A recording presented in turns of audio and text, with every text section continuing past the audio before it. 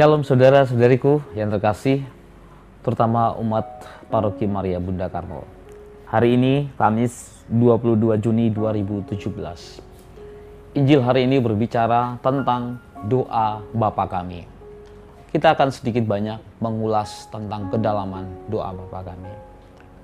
Kalau kita melihat, doa Bapa kami memiliki 3 dimensi yang merupakan digambarkan sebagai sebuah relasi. Dimensi yang pertama, relasi kita dengan Allah.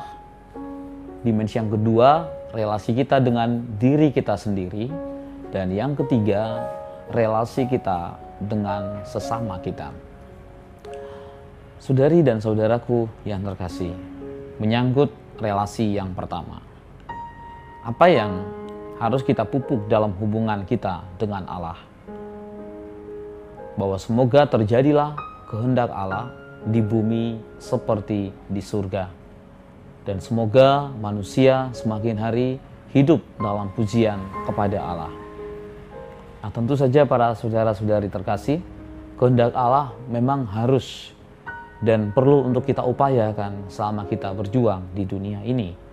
Karena kehendak Allah lah yang membawa keselamatan. Kehendak Allah lah menjadi kabar sukacita bagi kita.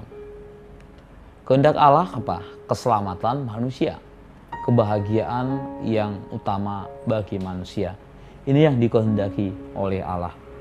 Maka jalan-jalan yang ditempuh harus sesuai dengan apa yang dikehendaki oleh Allah. Yang kedua, menyangkut relasi kita dengan diri kita sendiri. Bahwa kita berdoa semoga Tuhan memberikan bagi kita apa yang kita perlukan hari ini. Rezeki yang secukupnya. Rezeki yang disyukuri, rezeki yang perlu bagi kita. Dengan kata lain para saudara, kalau kita punya rezeki, kita harus selalu bersyukur karena Tuhan tidak pernah berhenti untuk memberikan apa yang kita perlukan. Karena tadi di awal kita sudah berusaha hidup sesuai dengan kehendak Tuhan dan mengupayakan agar kerajaan Allah itu datang di bumi ini. Apapun kita tidak perlu khawatir karena Tuhan akan menyediakan, Tuhan akan memberikan. Tapi kita juga diminta untuk tidak rakus para saudara. Kita belajar untuk berkata cukup dengan apa yang kita miliki. Dengan kata lain, kita diminta untuk berbagi bagi banyak orang. Seorang bapak punya nazar, punya intensi bahwa gaji yang ia peroleh setiap bulan ia akan berikan setengah itu untuk anak-anak yang berada di panti asuhan. Nah, kira-kira setahun kemudian si bapak punya kenaikan gaji. Jadi dari yang sebelumnya hanya kurang lebih 1 juta, sekarang 1,5 juta.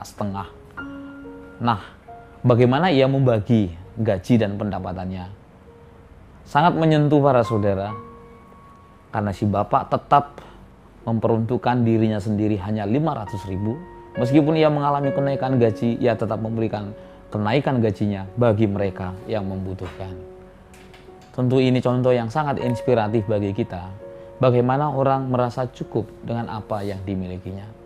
Di dunia sekarang ini ada begitu banyak orang yang berlimpah, tetapi lebih banyak lagi orang yang berkekurangan. Kita diminta untuk merasa cukup dengan apa yang kita miliki dan kita syukuri. Orang yang bersyukur selalu bekerja berdasarkan rasa cukup. Sedangkan orang yang rakus selalu bekerja berdasarkan rasa kurang. Maka belajar bersyukur. Dan yang ketiga, para saudara, relasi kita dengan sesama. Tentu relasi dengan sesama yang mau dimaksudkan ialah kita berada dalam hubungan yang damai dengan saudara-saudari kita. Maka kita belajar untuk mengampuni dosa-dosa orang yang bersalah kepada kita. Dan kita juga akan mendapatkan pengampunan yang sama dari Tuhan.